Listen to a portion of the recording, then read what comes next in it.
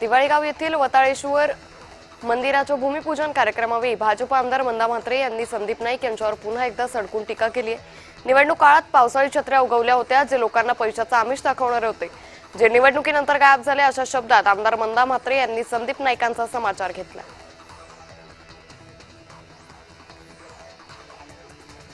जात वर्चस्वातून सरंजामी फुटकार काढणाऱ्या विश्वास पाटलाचा जाहीर निषेध असं मंगेश ससाणे यांनी विधान केलंय। मला कुणबी दाखला मिळाला नाही म्हणून मला कमी बुद्धी असलेल्या व्यक्तीच्या हाताखाली काम करावं लागतंय असं विधान विश्वास पाटलांनी केलं होतं। त्याचा निषेध मंगेश ससाणे यांनी केलाय।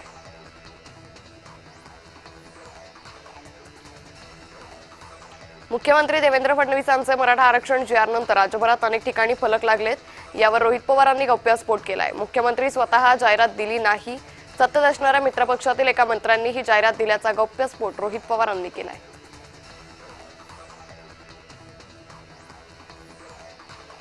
आमदार विजयसिंह पंडित यांच्या समर्थकांनी ज्या गेवराई शहरामध्ये लक्ष्मण हाके यांच्यावर हल्ला केला होता, गाडीवर दगडफेक केली होती, त्याच गेवराईमध्ये लक्ष्मण हाके यांचे मोठ्या उत्साहात ओबीसी समाजाकडून स्वागत करण्यात आलं।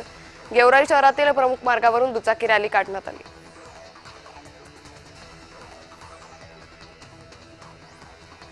देवेंद्र फडणवीस यांच्या छत्रपती शिवाजी महाराजांसोबतच्या फोटोंसह जाहिराती कोणी छापल्या असतील तर त्याचा रोहित पवार किंवा इतर विरोधकांच्या पोटात का दुखतंय असं म्हणत चंद्रशेखर बावनकुळे यांनी विरोधकांना फलक विषयावरून प्रत्युत्तर दिलंय।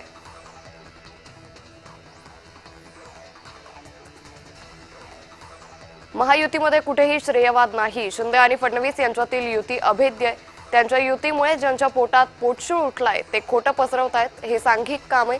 फडणवीस महाराजांना पाया पडत असतील तर त्यात वावगं काय असा सवाल उदय सामंतांनी विरोधकांना उपस्थित केलाय। उपविभागीय कार्यालयावर लक्ष्मण हाके, नवनाथ वाघमारे आणि मंगेश ससाणे यांच्या नेतृत्वाखाली कळमनुरी उपविभागीय कार्यालयावर ओबीसी एल्गार मोर्चाचं आयोजन करण्यात आलं। या एल्गार मोर्चामध्ये विद्यार्थी, विद्यार्थिनी, युवक आणि महिला यासह सर्वच ओबीसी बांधव सहभागी झाले। ज्या कार्यकर्त्यांसाठी अजित पवारनं महिला आयपीएस अधिकाऱ्याला धमकावलं, ते दोन कार्यकर्ते, एक अण्णा ठाणे म्हणून आहे जो स्वतःला वाल्मिक म्हणत होता, दुसरा कार्यकर्ता आहे बाबाराव जगताप जे स्वतःला विष्णू चाटे समजतो आणि त्यांना या गोष्टीचा गर्व आहे असं म्हणत अंजली दमानिया यांनी टीका केली।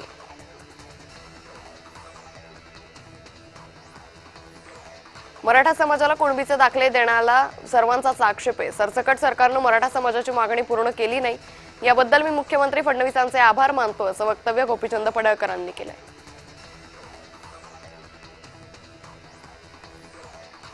उपराष्ट्रपती पदाच्या निवडणुकीच्या पार्श्वभूमीवर शिवसेनेच्या खासदारांची आज दिल्लीत बैठक होईल।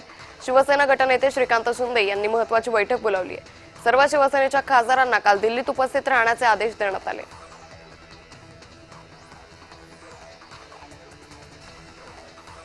मुख्यमंत्र्यांच्या जाहिरातीवर एका दिवसात 40 ते 50 कोटींचा खर्च केल्याचा आरोप राऊतांनी केलाय। या जाहिरातींमध्ये छत्रपती शिवाजी महाराजांचा राजकीय वापर करण्यात आल्याची टीका संजय राऊतांनी केली।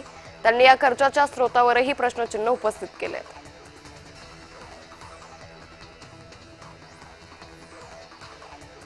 मुख्यमंत्री फडणवीसांची जाहिरात मित्रपक्ष मंत्र्यांनी दिली असल्याचा मोठा दावा शरद पवार गटाचे आमदार रोहित पवारांनी केलाय।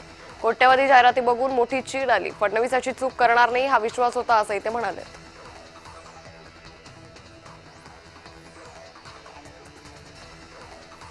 देवेंद्र फडणवीसांना एका विलनच्या रूपामध्ये काही राजकारण्यांनी उभं करण्याचा प्रयत्न केला, मात्र शेवटी मराठा आरक्षण हे देवाभाऊंनीच दिलं असं विधान भाजप आमदार प्रवीण दरेकरांनी केले। उद्धव ठाकरे यांच्या सरकारनं दुर्लक्ष केलं म्हणून मराठा आरक्षण गेलं असा टोलाही त्यांनी यावेळी लगावला।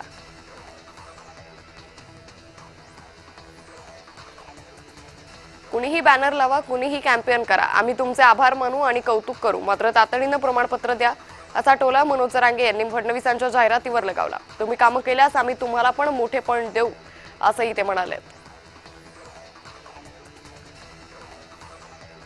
निवडणूक आयोग देशभरात मतदार पडताळणी करणारे या पार्श्वभूमीवर 10 सप्टेंबर रोजी दिल्लीत बैठक पार पडेल। वर्षाच्या अखेरीस याची प्रक्रिया सुरू होऊ शकते।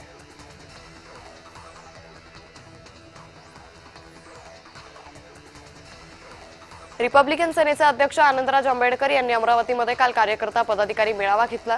अमरावती लोकसभा निवडणुकीत आनंदराज आंबेडकर यांनी निवडणूक लढवल्यानंतर ते प्रथमच अमरावती दौऱ्यावर आले होते।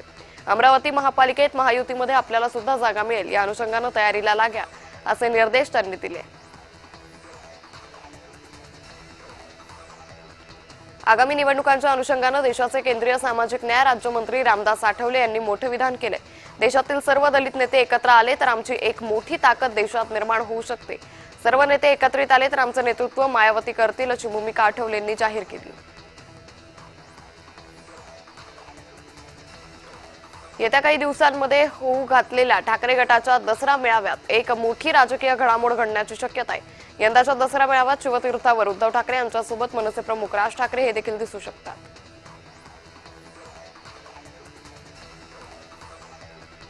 उद्धव ठाकरे हे खूप मोठे नेते आहेत, आम्ही त्यांचा आदर करतो। मनसे नेता अविनाश अभ्यंकर यांनी ही प्रतिक्रिया दिली। आमच्या पक्षासाठी राज ठाकरे यांचा आदेश सर्वोच्च असतो।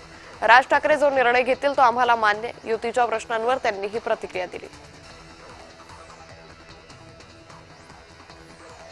अजित पवार आयपीएस वादात नवं वळण आलंय। चौकशीची मागणी करणाऱ्या अमोल मिटकरींनी माफी मागितली आहे। अमोल मिटकरींनी आधी चौकशीची मागणी केली होती, आता पोस्ट डिलीट करत माफी मागितली। त्यांनी अंजना कृष्णा यांच्या शैक्षणिक आणि जात प्रमाणपत्रावर प्रश्न उपस्थित केले होते।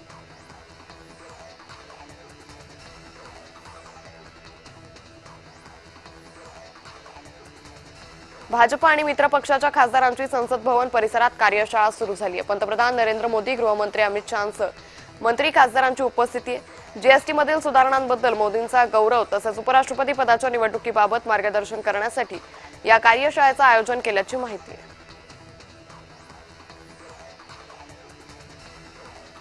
पालिकेच्या पार्श्वभूमीवर शिवसेना तयारीला लागल्याचं पाहायला मिळतंय। मुंबईतील प्रभारी विभाग प्रमुखांची नेमणूक करण्यात आली आहे, याची घोषणा लवकरच केली जाईल।